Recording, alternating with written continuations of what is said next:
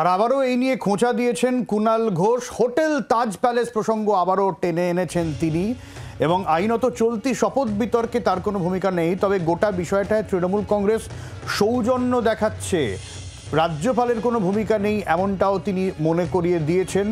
তিনি ছাড়াও সব হতে পারে, সৌজন্যকে দুর্বলতা ভাবা ভুল হবে। কুণাল ঘোষ এমনই বার্তা দিয়েছেন, এবং তিনি আরও বলেছেন, যাদের বুদ্ধিতে চলছেন তারা আপনাকে আরও ডোবাবে। প্রবীর চক্রবর্তী রয়েছেন আমাদের সঙ্গে, আমাদের টেলিফোনে। প্রবীর, কুণাল ঘোষ তো আবারও একটা সেই হোটেল তাজ প্যালেসের প্রসঙ্গ টেনে খোঁচা দিয়েছেন, এবং একই সঙ্গে কাদের বুদ্ধিতে চলছেন সেই বিষয়টাও টেনে এনেছেন তিনি। দেখো, শপথ গ্রহণকে ঘিরে একটা জটিলতা চলছিলই। তার মধ্যে একটা আভাস পাওয়া যাচ্ছিল যে রাজ্যপাল হয়তো কলকাতায় ফিরে তিনি শপথ গ্রহণের দায়িত্ব স্পিকারকে দেবেন।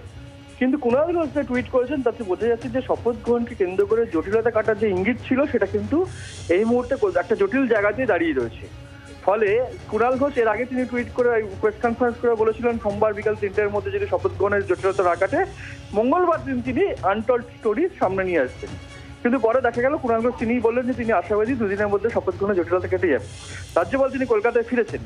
তারপরে কুণাল ঘোষের এই যে টুইট সেটা কিন্তু স্বাভাবিকভাবেই অত্যন্ত ইঙ্গিতপূর্ণ যে আবার সেই হুঁশিয়ারি কুণাল ঘোষের তাজ প্যালেসের স্টোরি সামনে নিয়ে আসা, এবং পাশাপাশি তিনি বলেছেন যে স্পিকারের সাংবাদিক সম্মেলনের উপরে চোখ রাখুন। তাহলে স্পিকারও গতকাল তিনি আশা প্রকাশ করেছিলেন যে দুদিনের মধ্যে সমস্যার সমাধান হবে, নাহলে বিকল্প পথ ভাবতে হবে।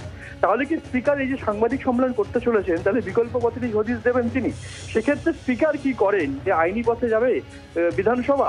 সেক্ষেত্রে দাঁড়িয়ে এই বিষয়টা এখন প্রশ্নটা আবার সামনে এসছে। তাহলে জটিলতা কিন্তু সেই রয়েছেই, কিন্তু সেই জটিলতা যে আরো জটিল হচ্ছে এই কুণাল ঘোষের টুইটে কিন্তু পরিষ্কার। অনেক ধন্যবাদ প্রবীর।